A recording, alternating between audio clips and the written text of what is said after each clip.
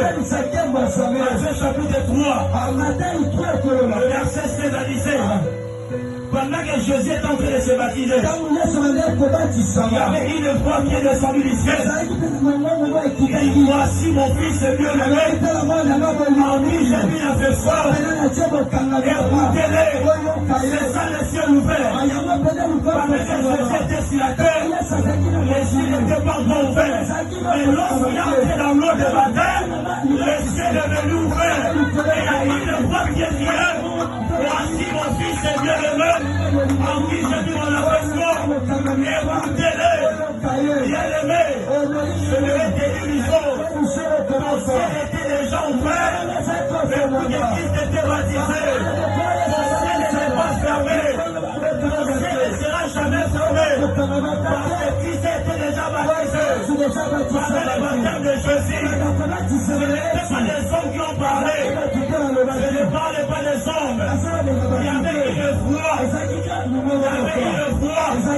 au ciel qui a crié, voici mon fils, bien-aimé,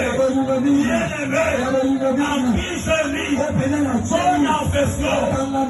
Écoutez-les, le ciel te dit, ton ciel est ouvert ce soir, ton ciel est ouvert ce soir, personne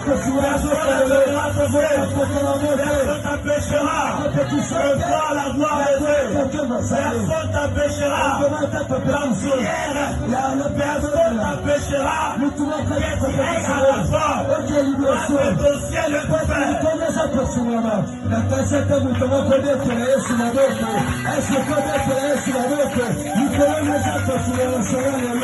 Ton ciel est ouvert. Lisons d'abord Jean chapitre 1, le verset 51. Regardez ce qu'il dit les Écritures. La Bible dit ceci. Et il lui dit, en vérité,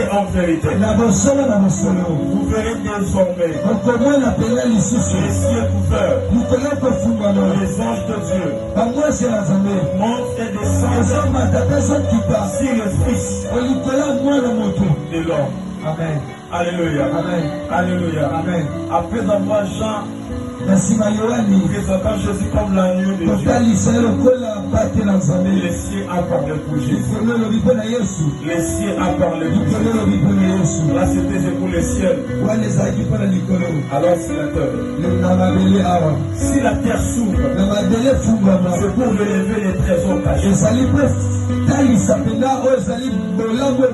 Alléluia. Amen. Si la terre s'ouvre, ce n'est pas pour empêcher les trésors, mais c'est pour révéler les trésors.